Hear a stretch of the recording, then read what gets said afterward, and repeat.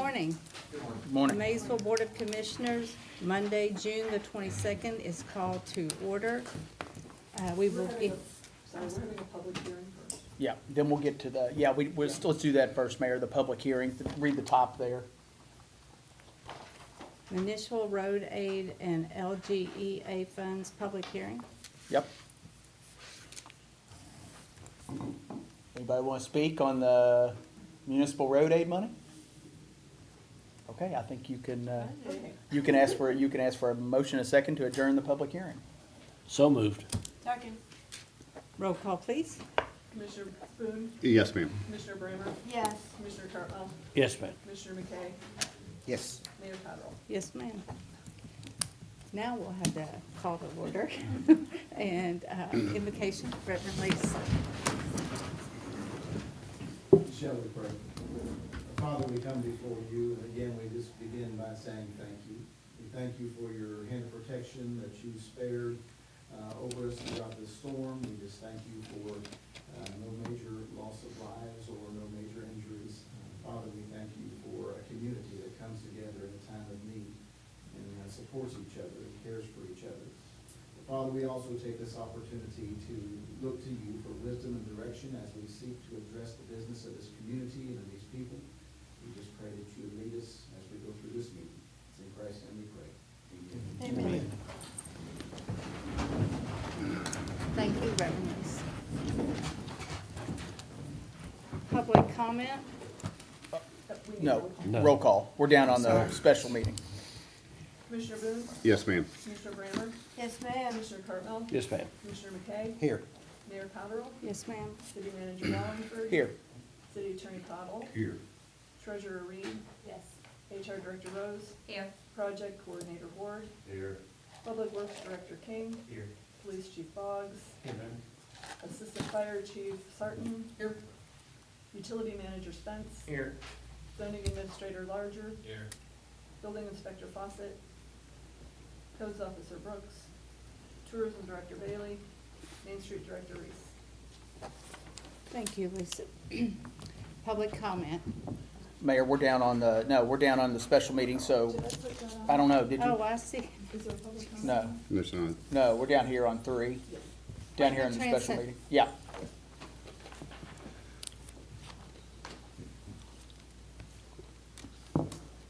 A memo from City Manager Wallingford. I would like to respectfully request the appointment of Waverly Henson as Transit Manager for the City of Maysville. Mr. Henson brings more than 5 years of experience in fleet management and over 20 years of operational leadership experience. Throughout his career, he has demonstrated strong leadership, organizational skills, and commitment to efficient operations. His extensive background and experience make him well qualified for this position. I am confident that he will be a valuable asset to the City of Maysville and the Transit Department. I respectfully request your consideration and approval of this appointment. So moved. Second. Roll call, please. Commissioner Boone? Yes, ma'am. Commissioner Brammer? Yes, ma'am. Commissioner Cartwell? Yes, ma'am. Commissioner McKay? Yes. Mayor Cottrell? Yes, ma'am. Following the storm, Judge McNeil and I declared a verbal state of emergency, and Tony and Jason York with the State Emergency Management will now give us kind of an update and some information and answer questions. If you guys will come over to the table, so.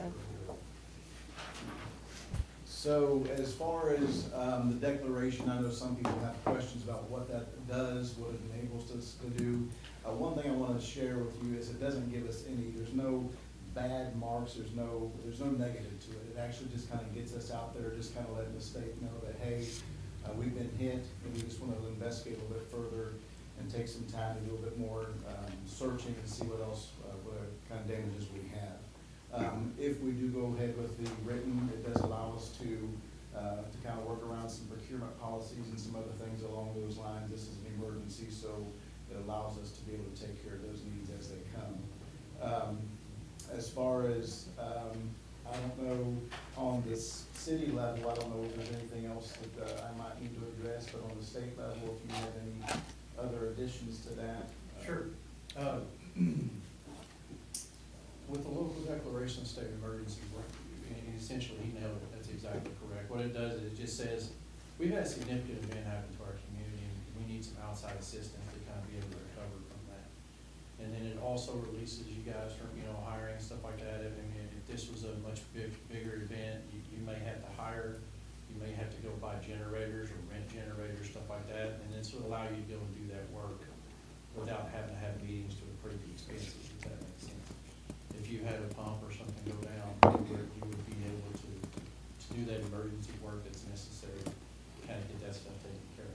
Where we are with that right now is we've completed damage assessments. We still have some dashboard damage assessments to do today. Over the weekend, you had a few more people call your call line and that QR code that he's got set up, which is amazing, by the way, to be able for a community to be able to, for the citizens to be able to make a phone call and use a QR code to submit their damages locally. That's a really big deal, and it saves us a lot of time, and it's a tremendous service for your citizens to be able to do that. What we're gonna be doing is taking a look at how bad have you been hit? What's the narrative? What do we have happening? And I know that you guys have had households 70 to 80 reports of residential damages, which is a lot. And then you've also had local businesses, so your economy has been impacted. We have to make sure that when we're selling this narrative to the state, when we're making a plea for SBA loans, for example, if we can get SBA approved, I think that would be a huge thing. It'd be a huge boom for your businesses that have been impacted. We're gonna try to do everything we can to be able to help those businesses be able to bounce back, because that's your tax base, right? That's your raw store, from my understanding, and what we see on drone footage, got a hole in it. So we need to figure out how we can make them whole. We want that business to come back. We want that business here for you and your people. And it was a blessing that Kroger's was able to stay open too. That's a major grocery store. So that's kind of a big deal. As far as PA, which is the public assistance damages, I'm not really seeing any huge impacts to your infrastructure. So PA, I don't think is gonna be on the table, which is good. That means you guys didn't get hit, real bad. All your infrastructure is okay, everything's okay. Individual assistance is what, Tony and I are gonna make a plea to try to get. And it's possible to get individual assistance without getting the PA. That's not unheard of. The difference is PA or public assistance, and we should probably call that something better. Publicly owned assistance is what I like to call that, meaning that things that are owned by the public, your bridges, your schools, your government buildings. That's what we're talking about when we're trying to get public assistance. When you didn't suffer too much damage to your local government buildings and stuff like that, then that's probably going to go by. It's very regimented. There's a dollar threshold. It's a mathematical formula. If we hit this number, you get this. The difference with individual assistance is it's a way more complicated formula. So I've seen communities I thought there's no way in the world they're gonna get individual assistance, and they did. There's communities I thought for sure should get individual assistance, and they didn't. It's very subjective. It's a very difficult process, and everything's gonna fall in line with narrative. We gotta do the best we can to try to sell it. But Tony's absolutely right. The only way that I can guarantee you not to get individual assistance or SBA is if you don't declare, right? So declaring is a good move. I think that, your leadership's doing the right thing and doing that. It costs nothing to declare. And I think that's kind of where we are right now. We're measuring, we're seeing what narrative we can sell and try to get your posted assistance. And in the meantime, without the individual assistance, I think Tony's done a great job about bringing in what we call VOAS. It's Volunteer Organizations Active in Disasters. And I also want to give a little bit of praise to your public works. Your road department was out on that road working hard. They were being so good to those citizens out there, trying to help them out, get those roads cleared so they can get the jobs done that they needed to get done. Your city road department in particular was just absolutely fantastic. What a good group of individuals. I can talk to them for quite a bit that morning. They did a fantastic job. But that's kind of where we are. We're just kind of waiting to see what we can do. Absolutely. Absolutely. What about our cemetery? St. It's- Pat's or Maysville Cemetery? Maysville, Maysville Cemetery? yeah, Was it tree headstones and stuff going over? or- yeah. Okay. A lot of trees, yeah. Okay. We need to get that put in for PA. That's, Thank you. is it publicly or privately owned cemetery? Right, it's public, Public, okay, so we need to do a damage assessment on that. okay. Any, your crews that have been there working, as long as you, and you've been doing, because I checked with them to make sure, you're measuring, anytime you take your vegetative debris, you're measuring and keeping track of that. So you are already doing everything, that you can do. I recommend that your personnel, make sure you're marking the pay, you know, the work that your folks are doing. Make sure you mark that off, because that goes under PA as well. We'll get that put in, that's not a problem. What if it's You'll a get- private cemetery? Private cemeteries are Private. private, and that's where the volunteers active in disaster will be able to come.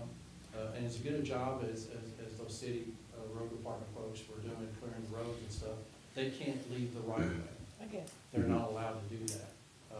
But those volunteer organizations active in disaster, VOADs, that we were able to bring in, they can do that. They were out there tarping roads. They were doing what we call cut and toss teams. They were coming in and helping local folks with that vegetative debris and getting that stuff to the right of way so we can take care of it. Would the individual assistants help with a privately owned cemetery, for example? With the cemetery, it would fall more under SBA probably. It would Okay. be a business. So. Tony, would you make sure you put the Marshall House on that Federal Hill? Cause it lost that barn Yes. and, of There's course a it, privately owned cemetery there too that Yeah. got damaged. yeah. What did That's you no say that problem would be whatsoever. covered under? What did you say the private cemetery? SBA. Yeah, it's small business association, they'll come in, they can offer low interest rates and stuff like that, loans.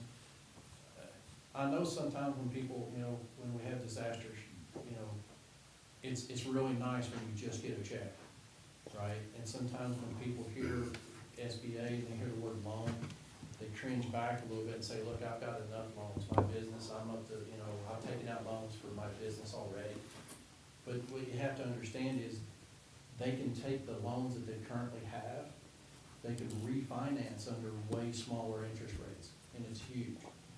And they can even get additional money. I've seen businesses take it, you know, not take advantage, but utilize the SBA. If you get SBA, I've seen them utilize that, and they've expanded their business, you know, from a disaster.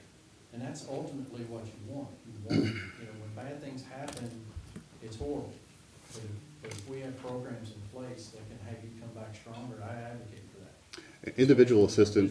Individual assistance would be like a private home, property. Individual assistance Mo- would take care of that difference between what I call the rubber and the road on Yeah, insurance. insurance coverages. claims, yeah. So insurance is gonna, you know, hopefully do what they can with folks. Mhm. But there's things that insurance won't cover. That's right. That individual assistance can kind of come in and help engage with that. And that's including, you know, lost wages, that's including, you know, if they have to have lodging. Because insurance will pay for lodging up to a certain point, you know, while the home's being repaired, but I think there's a cap to that, but individual assistance can kind of come in. What about deductibles? Absolutely. Okay, It absolutely takes care of your deductibles. so we need to get, if this is all approved, we need to get a good education campaign around it so people know what they, If you get individual Qualify assistance, for, Tony will potentially. open what we call a DRC, or a Disaster Recovery Center. Mhm. And that's where FEMA and all the organizations will come in, and they'll set up in a community building, they'll open up offices. Everyone, all your citizens can come in and say, this is what happened to me. And that DRC, or Disaster Recovery Center, will tell them all of these things that they are eligible for. This is what we can do for you, right?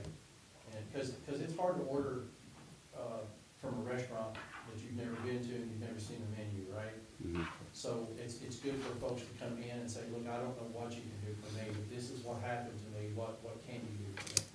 And that's what a disaster recovery center does, and it's an educational part where we make sure that people are, you know, or anything and everything we can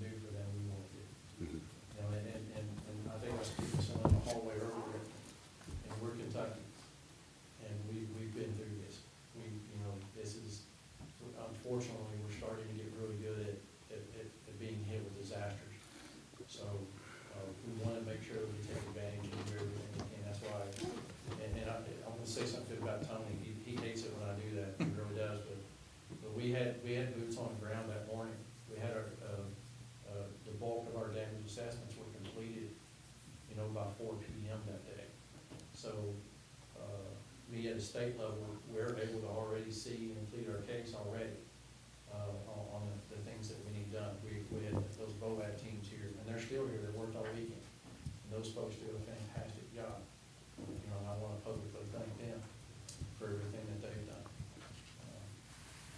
One thing, if you don't care, I want to kind of be proactive and bring up something, cause I also monitor social media a little bit, and, some other stuff, and, I'm seeing, and this is a statewide thing, it's not just your community. People are asking, why didn't we get a tornado warning, right? That was So- gonna be my next question. Okay, hey, all right, we'll go ahead, if you don't mind, is that okay? I wanna explain the process of that, how that works. You've got a wonderful, one-call system alert here in town. Everything from those systems keys off of a National Weather Service alert. So if National Weather Service doesn't issue, the government agency that's in charge of issuing that warning, if they don't issue that warning, there's no other, that's what starts it. If they don't do that, there's nothing locally that's designed to be set off, okay? That's kinda how that process works, and ideally, weather radios. You want your folks to have weather radios, you want people to have weather radios, or a subscription to your one-call system or your one-call alert. Ideally, those are what you really want people to use, okay? And I've seen some stuff, sirens, we've had a question about sirens, can we just set our sirens, off? The sirens are set off of that National Weather Service alert. So there's no one locally, that could have done anything any different, as far as their sirens. There's no one local to blame for that. Why did National Weather Service not issue I can't answer that. I don't work for them. I can't tell you that. They've got a lot of metrics and stuff they had to look at, and I was looking at my phone before I came up, it looks like they've got the tornado starting at 5:01, and then they've got it on the ground for 7 minutes. 7 minutes is an eternity. When we're talking about 115 mile per hour winds, and we saw what 7 minutes do. If you go and look at these folks, and they're devastated. One homeowner I spoke to, it was their first home. They just remodeled the interior, and they made the second payment on the home. Across the street from them, $500,000 home, they made their first payment. And in that home, I saw a wall that was bowed in. I've never seen a wall in an interior house bowed in like that. You had something powerful hit your community. It was brief, but it was powerful. So when we're talking about the sirens, and then the reason I want to talk about the weather radios, I want to talk about your one-call notification system so much.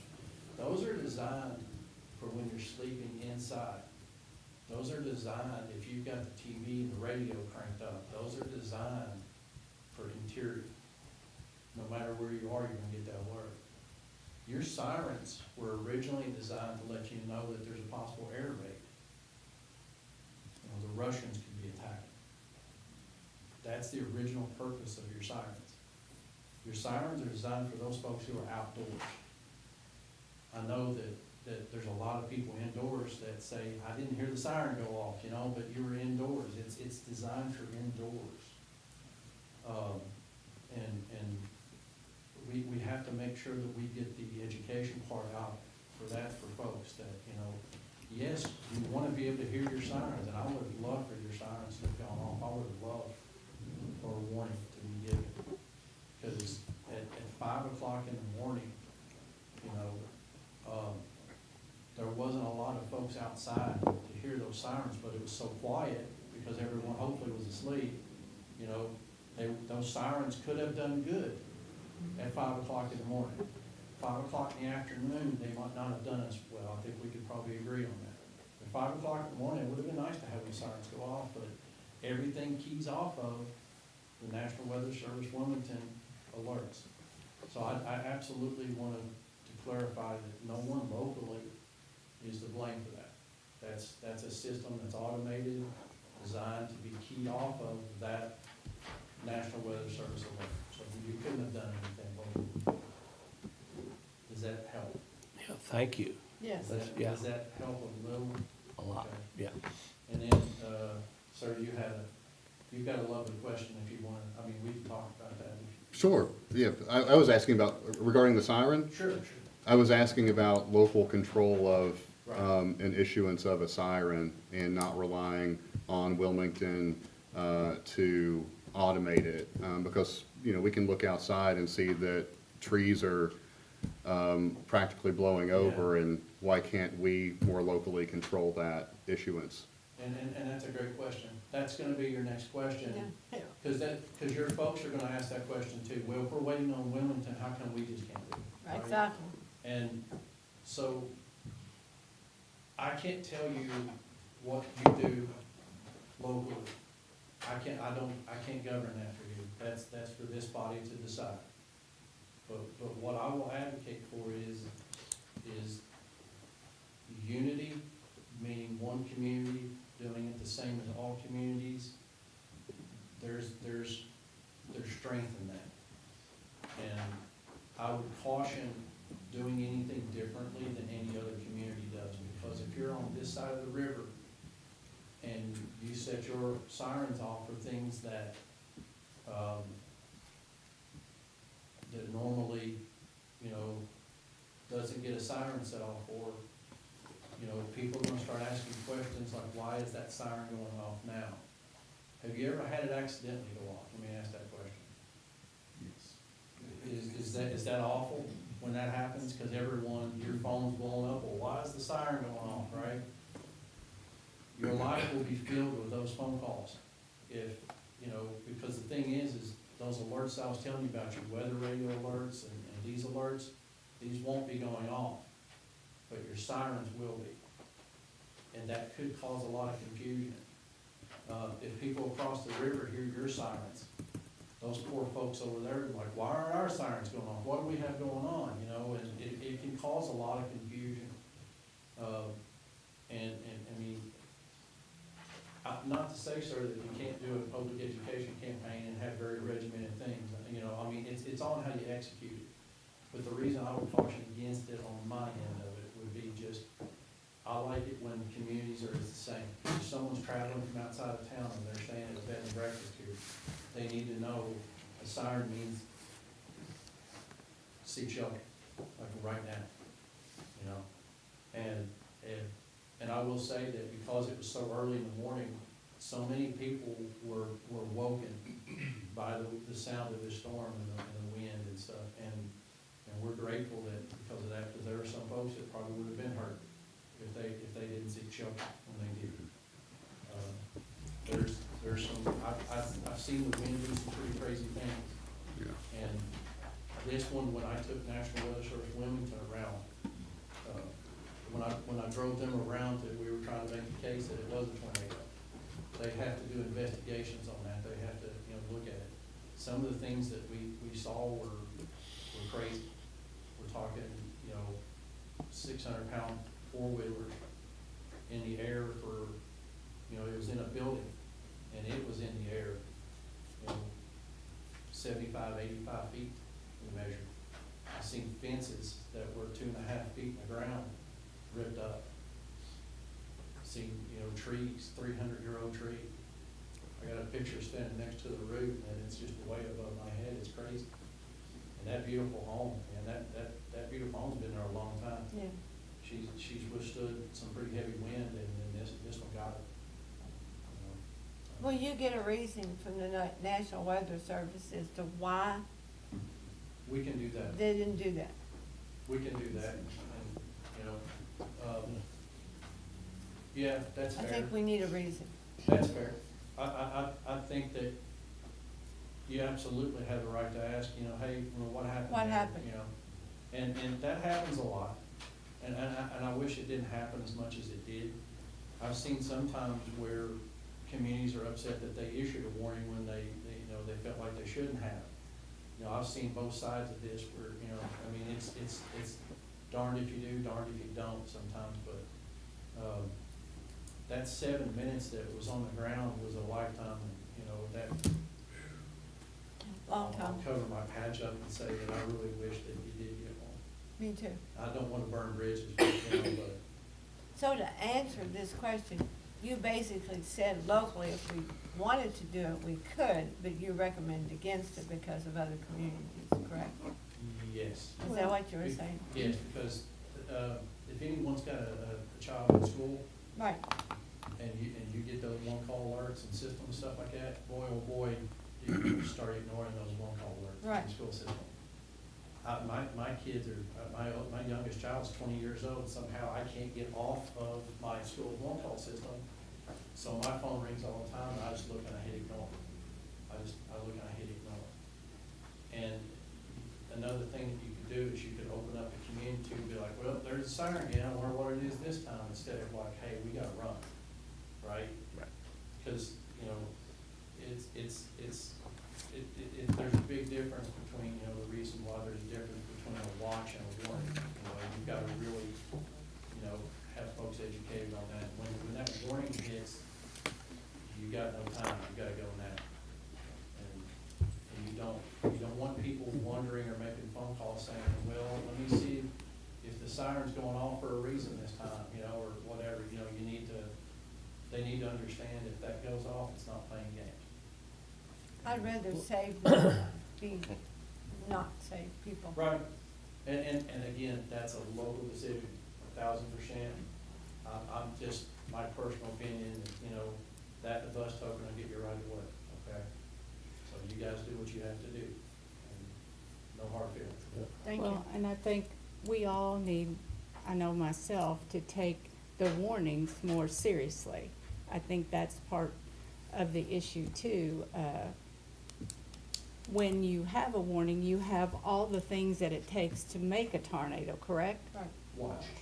Why? And so, A tornado watch will, yes, ma'am. and I so. do that too to make you feel better, and I do this for a living, so sometimes I get it backwards too, so.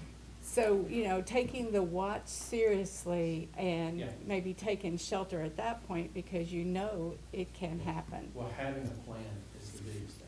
And we get those fairly often, and I got that warning and I ignored it, you know, so I think maybe part of that is our community now sees that we need to take those more seriously and take action at that point instead of, because as we saw with this one, it's not that it came from miles away and then arrived here and we had all this time to get ready. Right. It formed, I think, Patrick, didn't you say on Martha Comer Drive or Yeah, Tony? Yes, yeah. And so, you know, when it created at that point, there's not a lot of time in there, so. And it's the craziest thing that it just happened to form in line with the mezzanine station that is designed to measure it. If it had been 2 blocks over that mezzanine station, we'd be like, we got 40-mile-per-hour winds, what's the problem? And that's crazy. Nature is a weird thing. And you see one house destroyed and the house next to it is fine, nothing. Well, I got the warning, and Yeah. I did take it serious, Yeah. because I heard it, and when it came up closer to my house, I knew what the roar was, and I did go to Basin, Yeah. our family. Do you know where most families get most of their weather education from, as far as, you know, who's the big helper with that? It's the children. Mm-hmm. The children In school. do it in schools. And they're like, you know, hey, mommy, hey, daddy, this means we're supposed to get shelter, right? And they're like, oh. So they kind of shame the adults into seeking shelter sometimes. So kids, you know, we should listen to our children sometimes when, the school systems do a wonderful job. of But I don't educating. live far from Martha Comer Drive, so I heard the roar. Sounded like a train Yeah. from all accounts. Yeah. It's- It did. Yeah, but you're blessed. No Yes, one- I am. And you know, and you've got a great community here, and you guys pull together, and I've been in communities that did, like, you know, that you guys got harmony here, you have teamwork, and that's to be commended. It's to be commended, because other I've seen other communities where that's not there, and it makes it so much harder for your people and for everything. You guys have teamwork, and you've done a wonderful job. We're continuing to do that. So I think you guys are doing Thanks again. Any other questions? Thank you, Tony. Thank you. Yeah. Thanks, Tony. Thank you.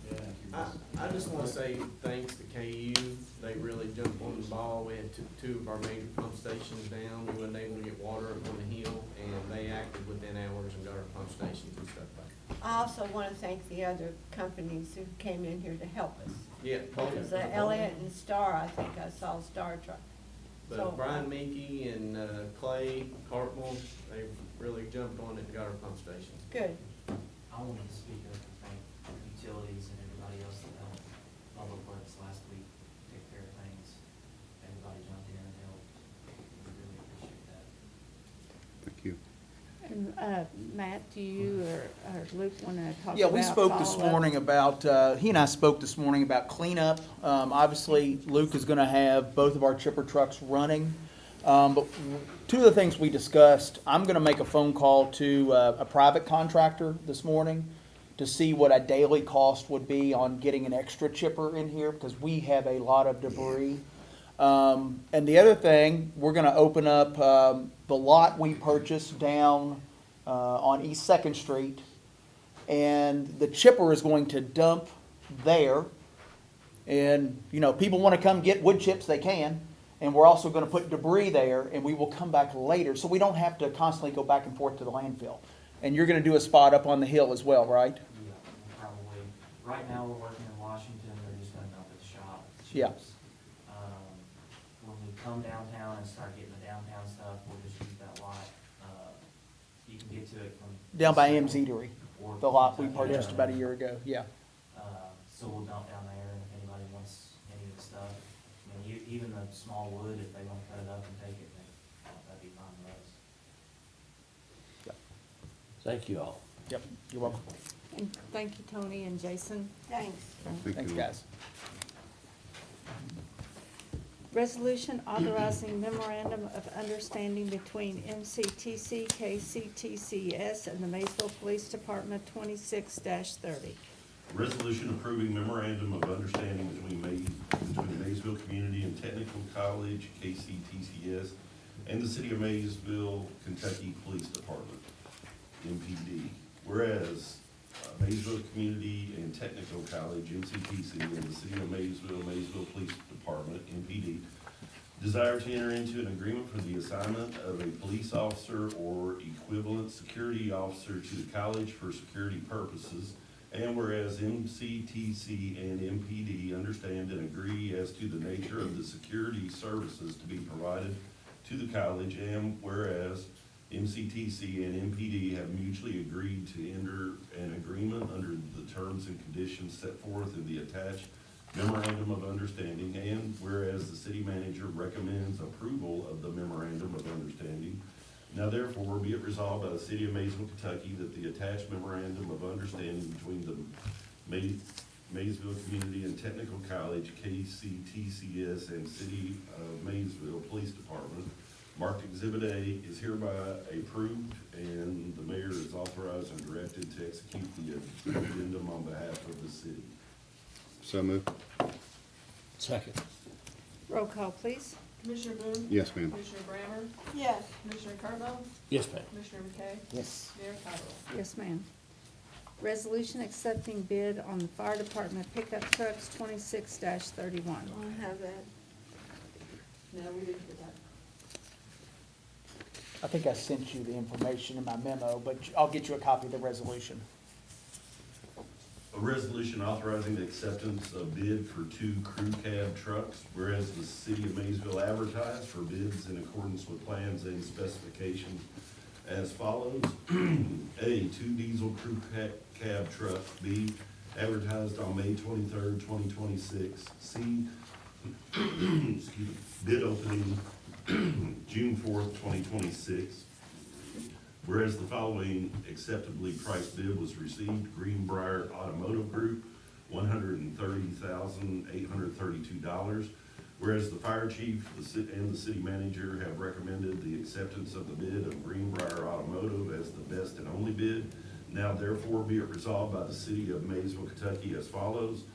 The bid of Greenbrier Automotive Group for 2 diesel crew cab trucks in the sum of $130,832 for the subject contract described above is hereby accepted on behalf of the city of Maysville. 2, the mayor is hereby authorized and directed forthwith to execute all contractual documents necessary or appropriate to effectuate acceptance of said bid and to consummate the contract on behalf of the city of Maysville.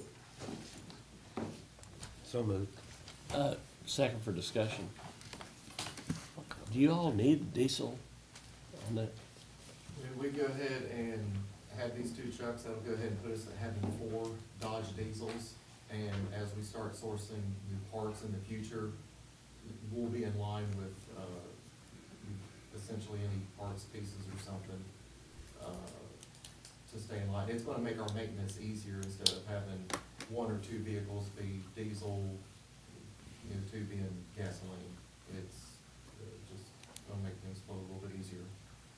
We had $164,000 budgeted for these 2 trucks. Both the trucks are 130 together. We talked to Chief Carpenter, and he anticipates outfitting of the vehicles to be around $30,000. So we will come in under budget for these trucks. And then the vehicles that you guys have now, those 2 Tahoes are gonna be recycled. One will be a fleet vehicle and one will go to code enforcement, which is desperately needed. So you will be getting rid of something though? Yeah, something that's probably not worth a whole lot. Okay.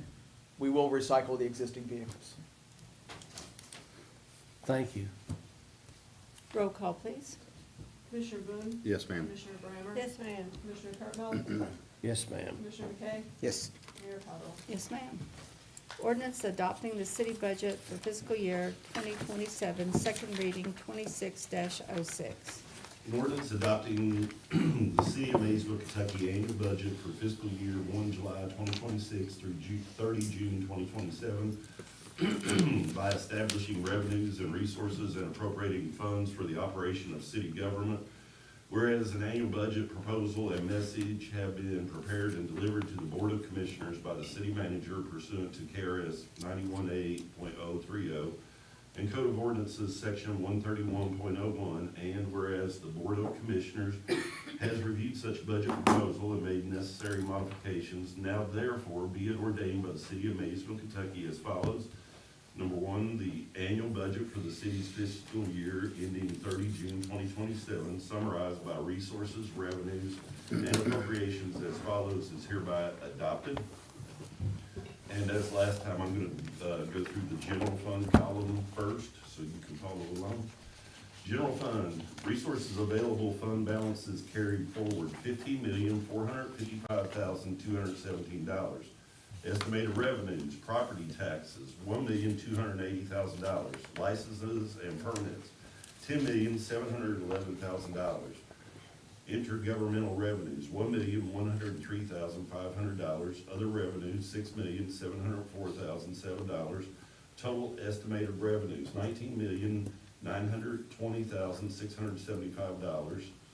Total resources available for appropriations, $35,375,892. Appropriations, general government, $10,461,008. Read mine. Oh, shoot. Read mine. Tore up. You're fine. Read mine. Okay. Read mine. Appropriations, general government, $10,800,732. Police, $4,139,325. Fire, $5,577,105. Public Works and Streets, $3,203,854. Utility, public building maintenance expense, $796,806. Engineering expenses, $383,800. Flood wall expenses, $558,000. Parks and Recreation, $181,680. Special projects, $5,879,706. Contingency, $3,881,884. Total appropriations, $35,375,892. Balance of revenue to appropriation, 0. Local Government Economic Fund, resources available, funds balances carried forward, 0. Estimated revenues, intergovernmental revenues, $20,000. Total estimated revenues, $20,000. Total resources available for appropriations, $20,000. Appropriations, police, $10,000, fire, $10,000, public works and streets, 0. Total appropriations, balance of revenue to appropriations, $20,000. Municipal Road Aid Fund, resources available, fund balances carried forward, 0. Estimated revenues, intergovernmental revenues, $358,560. Total estimated revenues, $358,560. Total resources available for appropriations, $358,560. Appropriations, public works and streets, $358,560. Total appropriations, $358,560. Utility funds, resources available, funds balances carried forward, $1,019,684. Intergovernment, or estimated revenues, intergovernmental revenues, $3,899,589. Other revenues, $63,545,921. Total resources available for appropriations, $68,465,194.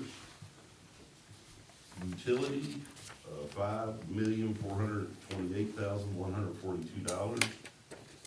Special projects, $61,993,050. Contingency, $1,044,002. Total appropriations, $68,465,194. Balance of revenue to appropriations, 0. Can you read that again? Just joking. So moved. Second. Roll call, please. Commissioner Boone? Discussion. I was wondering, the 3% COLA starting, July 1st, but I know we talked about, and you agreed to do merit raises. The evaluation process, I know it's ideal to get that evaluation process done prior to July 1st, but if that isn't possible, if our city's department heads can't adequately do that because the time frame, I mean, July 1st is right around the corner. What about doing the 3% COLA starting July 1st, and then if there's anything above and beyond that earned through a merit raise, then that evaluation process could extend maybe into November. And if a raise is awarded in November, then that raise could be retroactive back to July 1st. That would be funding for, around December. Sure. And that would give more adequate time for an evaluation process to. They've already started, Robert. They started right after that meeting, right after our last meeting. All the department heads have started there. And I heard a little bit I'll be about. completing mine today. Okay. And we'll get everything, because Rhonda will get everything entered by the end of the week, and we should be good. Are you open to feedback if there's not enough time for department heads to complete it? Well, they're here, let's ask them. Yeah, go ahead. If- Go ahead. I'll speak for- Yeah, sure. If we go by our. Yeah, because yours is a little different. It's gonna take a while. That's fine. Sure. Ours will take a while. There's no way I could have done No. nothing. And I will tell you all that, she was out last week. Cities around the state are getting away from evaluations. They're getting away from them. I talked to one of the attorneys at the League of Cities, and she said, "Why are you all doing evaluations? What you need to be doing," and we've discussed this, is weekly or monthly, you're talking to your employees and you're evaluating what they're doing. And not just one single end of the year evaluation. Well, I never dreamed it'd be a single, and I mean, ideally, that's just Yeah. good management, that Yes. people are talking to their Oh, well, employees on a regular basis. And yes, exactly, but to have that evaluation at the end of the year, she said, you need to get away from that. But we didn't discuss this previously, so she came up with a one-pager, very simple. That's what we'll be using, unless, Cheap Bogs has they've had one that's a little We different, need to rework ours. and that's fine. That is fine. You do that however you want. And he's at a disadvantage because he hasn't been here. Sure, Yeah, it didn't look long absolutely, enough yet. absolutely. You Yeah. do what you need to do, but I know I will have mine done by today and in. Other department heads, Luke, what Luke? about I you? can have it, I can have it. Darren, okay, I just got two more to sign. assistant chief, Probably a day or two. yeah. And because we started, we immediately started on this stuff right after we had the last meeting.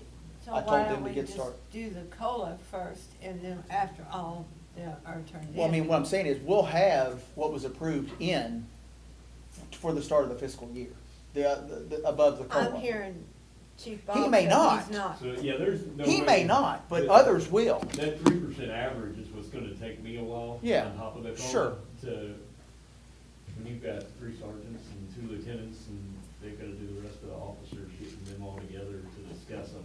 I don't want it to be one person. Absolutely. What I'm saying is go on and give the COLA, and then after he gets his turn. Oh, yeah, he can- that's fine. And then the 3% additional. Whatever however he comes Will up be with, but done. anybody else who has their stuff in, we'll go on and give The that to officers are Ronnie. just gonna have to be mad at me because we'll be, they're fighting. That's okay. All the other stuff, if we can But- get in, we're gonna get it in. But just for the record, I was never suggesting that managers only talk to their employees once a year for an Oh, evaluation. no, that's not what I'm getting at is, I have feedback daily with the people, Yeah. the 15 people I oversee. Yeah, And I think that goes, what she is saying, maybe you can, Well, we just have a procedure if things go well for a department, you all talk about it. A lot of times you present it in this meeting. If there are issues, there are coaching sessions, those are being documented, they're kept in your department, they're kept in HR. But that's an ongoing thing. Right. Even at my, last conference, they asked the question, who all is still doing evaluations? And there were just a few hands that went up. Everybody's getting away from those. Because for one, they can be biased. For two, I mean, if your employee is doing something good in October, are you gonna remember that when it comes time to do the evaluation? That's why we document it throughout, put it in the file, and if anybody ever has questions. that's right, yeah, document it throughout, but there's one And that's time, what we're doing, there's one yeah. time a year when raises are issued. I mean, Right. I think that's the real concern here, that otherwise, I mean, raises just be issued anytime throughout the yeah, year. and we're not doing that, yeah. Yeah. But I mean, it's like Rhonda said, department heads are keeping track so that they know when that time Yeah, comes. that's good management, yeah, I never absolutely. thought that wasn't happening. Yeah, go ahead, A Patrick. quick question. Yes, sir. Commissioner Boone said, because I'm gonna be delayed a little bit, can that be retroactive? Absolutely it can, yes, absolutely, 100%. Just wanna make sure. No, they'll be taken care Then of. they won't. They won't be too mad at you. Yeah. No, we'll have that taken care of. Can I ask a question? Sure you here? can. For all the different departments that take certifications, which I'm great with, can we have a list of what those certifications are that they go for? Sure, I mean, you can. Is there a list? I mean, Darren, you could put together like all the water and wastewater certifications that. Right, I mean, your IFSACs are probably, how many? Yeah, it'll be a handful. Yeah. Well, well, yeah, you can do it, yeah. right. And Luke, I mean, I know yours is I yours just is think pretty it's simple, something but you may for not us- know all of them. There may be others that come There's up. some things that, some guys have got certified on, that would be beneficial for the city. I think so. Just like trapping licenses, we didn't have Like we any- talked about, spraying for bugs, Yeah. and stuff. And You know, anytime with somebody all- does that, I send that to you all, Yeah. what license or certification they've You received. do, Yeah. but it's handy to have Have that. that list. in- Sure. As each department, I think. That's fine. Yeah, absolutely. We can do that. It's not a Okay. problem. You guys just get a list together of what you know, what you have, and just put them in the commission's box for them, please. Thank you. So what we're voting on is to go on and give the COLA for the departments that are ready. And Patrick is given that extension, and his will be retroactive. Absolutely, and anybody else, yes, ma'am, anybody Alright. else who's, Or yes, anybody else. absolutely, 100%, yes, ma'am. Okay. Are we ready for a roll call? Roll call, please. Commissioner Boone? Yes, ma'am. Commissioner Brammer? Yes. Commissioner Cardinal? No. I want to explain my vote. I still do not know what our employees are making. I know the ranges. And you can, David, But- as I mentioned the last meeting, you can do an open records request, and that's public information. It's I've got it public right- information. I've got it right here. Oh, okay. Yeah. Yeah, it's public information. So you've got the list of what, you said you don't No, know I- what people are making? No, I've got Okay. the request. I Yeah. just picked it up this morning. Okay, gotcha. Yeah, that's public But information. I think also that the commission would like to know, but they can speak for them. Did you wanna hold off voting for that? Till you saw it? Did you just get it? I just want to, make a record of it, that's all. Okay. Continue, please, Lisa. Commissioner McKay? Yes. Mayor Cottrell? Yes, ma'am. Ordinance adopting salary schedule for FY 2027, second reading, 26-07. An ordinance adopting salary schedule for classified city employees and non-elected officials for services rendered beginning 1 July 2026. Summary. This ordinance adopts a salary schedule for regular city employees and non-elected officials by job classification for services rendered on and after 1 July 2026 until amended. So moved.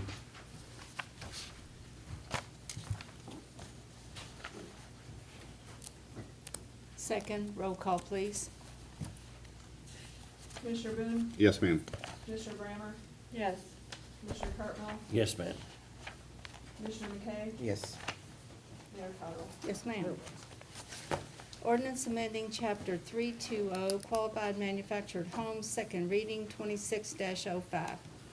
An ordinance amending the text of the land use ordinance to create a new definition for qualified manufactured home and to amend the land use chart to provide allowable uses thereof in the residential category.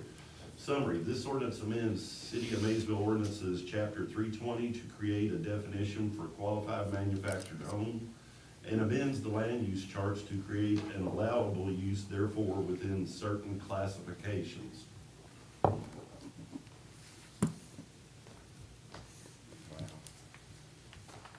So moved. Second? Roll call, please. Commissioner Boone? No. Commissioner Brammer? No. Commissioner Cardinal? No. Commissioner McKay? Yes. Mayor Cottrell? Yes. Can I, Is that the one I went back and Ask changed my why. vote on? Yes. What is it? Okay, I did do that at the last meeting, didn't I? Yeah. Okay, can I change my vote on that? I Yes. don't like it, but I will. Okay. So it passed. okay. Scratch that out. Okay. Closed session pursuant to KRS 61.8101F, discussion which might lead to the appointment of an individual employee.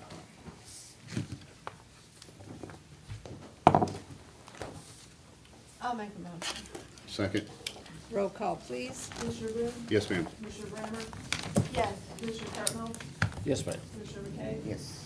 Mayor Cottrell? Yes, Steve, Kelly, Rhonda, and Kenneth, and then everybody else can head back, then if you guys will hold tight, this won't take very long.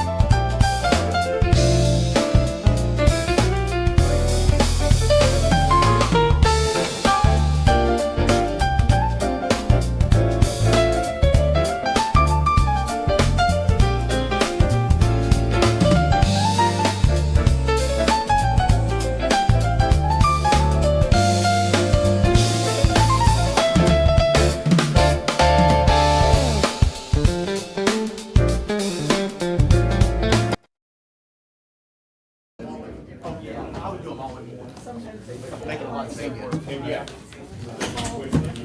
Okay, okay, no problem. I recognize, I've talked to her before. Yeah. Okay. Is she out here? I will entertain a motion to come back in. I'll second. Roll call, please, I'm sorry, I missed the motion. to come back into session. Yeah, who? And then David second. Commissioner Boone? Yes, ma'am. Commissioner Brammer? Yes, ma'am. Commissioner Cardinal? Yes, ma'am. Commissioner McKay? Yes, ma'am. Mayor Conrad? Yes, ma'am. Now I will entertain a motion to adjourn. I'll make that motion too. I'll second. Roll call, please. Commissioner Boone? Yes, ma'am. Commissioner Brammer? Yes. Commissioner Cardinal? Yes, ma'am. Commissioner McKay? Yes. Mayor Conrad? Yes, ma'am. Thank you all. Thank you, Lisa.